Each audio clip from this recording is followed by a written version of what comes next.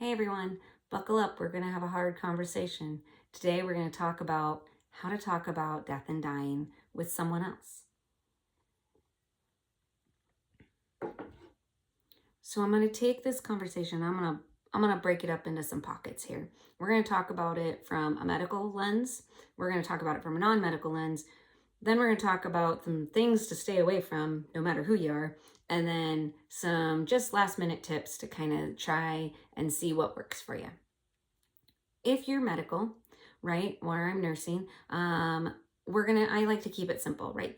This is a hard conversation. It is never going to be easy, but we can use simple techniques to help us be successful in it. So when we're talking about how to have a conversation with a medical person, this is probably somebody who is aging or has a disease process that is going to be life limiting, and we need to probably start planting some seeds and having some conversations sooner.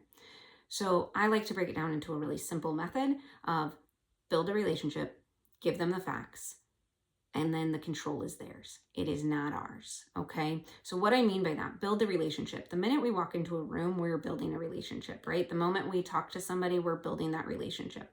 We want to make sure we build a trusting relationship. We do that by being honest. We do that by following our word. When we say we're going to go into a room, we do.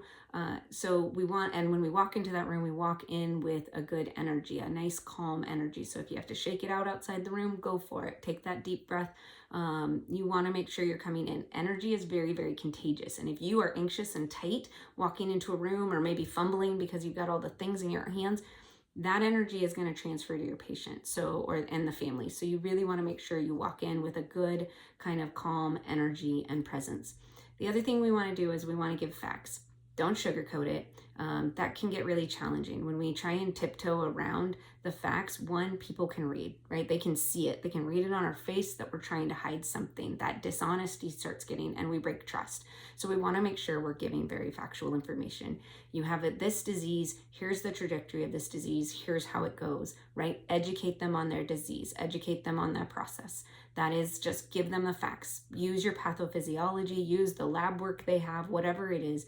Give them the facts. Then the last piece is really hard for us because we like to try and do, and we like to make people happy and all that kind of stuff, is it is theirs to control, right? This is their decision, their choice, their options they're going to want, not us. I have lots of patients, I disagree with their decisions for lots of reasons. Some are religious, some are cultural, some are just, I know what potentially the outcome's going to be, right? So we want to make sure that we do not own the decision. It is theirs. We know we gave them the good education.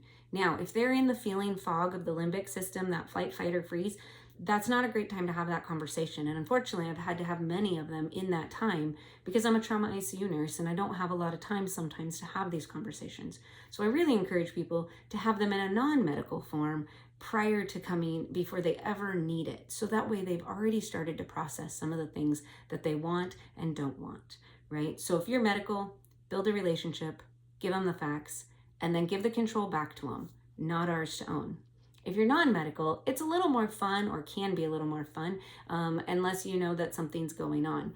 But one easy way just to kind of break the ice is ask people what's on their bucket list, right? Like, what do they want to do for fun? So when it comes to a bucket list, like for me, if he's like, hey, Erin, what's on your bucket list? I want to climb Devil's Tower. I think that would be so fun. I love the sun on my face when I get to the top of a mountain. I love the rocks and the chalk and all the things, right? Like, I think that would be fun. Other people are like, oh no, that's not it, right? So asking people what's on their bucket list. Another great way to do it if you're in a non-medical environment and you're just trying to start these conversations is define living. What is living to you? Living to me is going to be different than maybe what it is to you. Maybe living to you is going out dancing every Friday night. For me, living is being able to go kayaking, being able to have autonomy and choose like my clothes that I wear or the drinks that I drink, right? Like, that's living to me. I like to have my ability to make decisions. That's going to be defined differently between different people, and we want to make sure that we're giving people the space and the time to have those conversations. I strongly encourage these conversations long before you ever get into the hospital setting, because then when healthcare people do have to ask these questions, we've already thought about it. We've already processed it. Maybe I can already say, oh, my mom would want this, right? Like, my mom always said she didn't want tubes, right? Like, that really helps those conversations go a lot smoother if they've happened outside the hospital.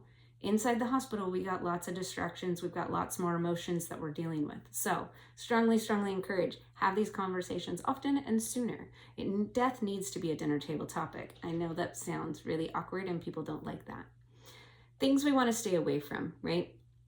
Our brain, our human brain, is developed to be binary, right? We like binary things. We like good, we like bad. We like hot, we like cold, right? We like those binaries. It evolved this way because of safety, right? We had to, when we heard that snap stick in the woods, we had to be able to very quickly decide if this was safe, unsafe, right? So that's why our brain evolved that. Most things in this world are not binary anymore, right? Everything's on a spectrum, everything's on a scope. So we want to try and stay away from binary. Why I say this is because you'll hear on TV all the time, well, there's nothing more we can do. And I'll even hear doctors say that now, and it just makes me cringe because there's always more we can do. There may be no more curative things we can do, right? We're not going to just send someone out on the curb because we can't do any more treatments. We're going to change focus and change our care. And so we want to try and stay away from the binary kind of aspects. The other one that I hear a lot is everything, right? Well, if your heart stops, do you want everything done? The challenge with this is their brain automatically goes to that next binary of nothing. So again, there's always more we can do. So keeping those two binaries is really, really challenging.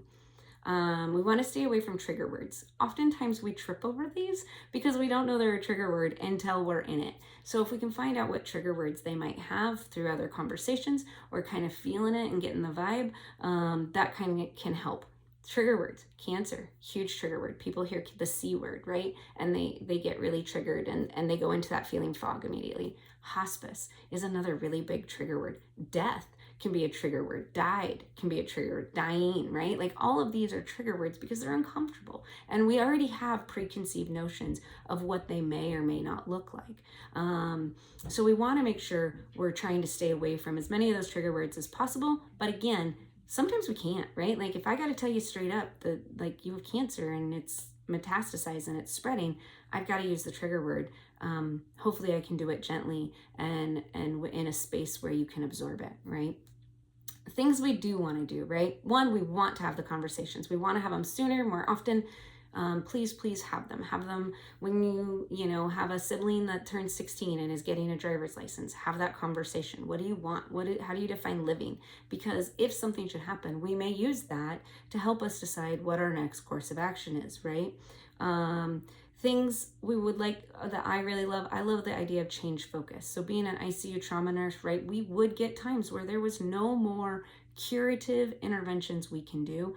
So it was time to change focus, right? And this is where we can kind of tiptoe into that hospice conversation with, we can change focus. Do you want us to focus on comfort and dignity, right? And most people want that, right? We want comfort, we want dignity. That's a really, change focus is a beautiful way of transitioning care or transitioning a conversation. Another way for us to kind of evaluate people is like, what do you know about ... What do you know about your disease? What do you know about this medication? What do you know about this treatment? What do you know about dying, right? Like, it's a great way to kind of pause and evaluate the people around you and how they're doing in their conversations. The other thing we want to make sure we do is we're open. This conversation is not a debate, right? A debate, we have a winner, we have a loser, whatever it is. This is a curious learning, right? If we want to learn what our patients and family and friends want, we have to be open to the conversation. We have to be willing to lean into the discomfort. Remember, we want to celebrate discomfort because that means we're growing, we're learning, and we're building connections that are deeper. So we want to be open. So kind of just to wrap this up, medical people, if you're going into medicine or social work or any of those kinds of realms, build that relationship, give them the facts, don't sugarcoat it. We don't have to deliver it with a sledgehammer either, but we want to make sure we're giving the facts.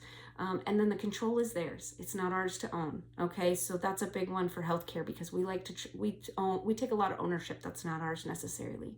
Non-medical people, or if you're having a fun conversation, what's on your bucket list? Right? Define living. How do you define living? Do you want tubes? What tubes do you want? Right? You can go where the conversation goes and be open to the conversation and be open if it's uncomfortable because, again, that discomfort shared makes connection and deeper learning of people. And some of their answers will surprise you. have a great time, and I look forward to seeing what conversations you have.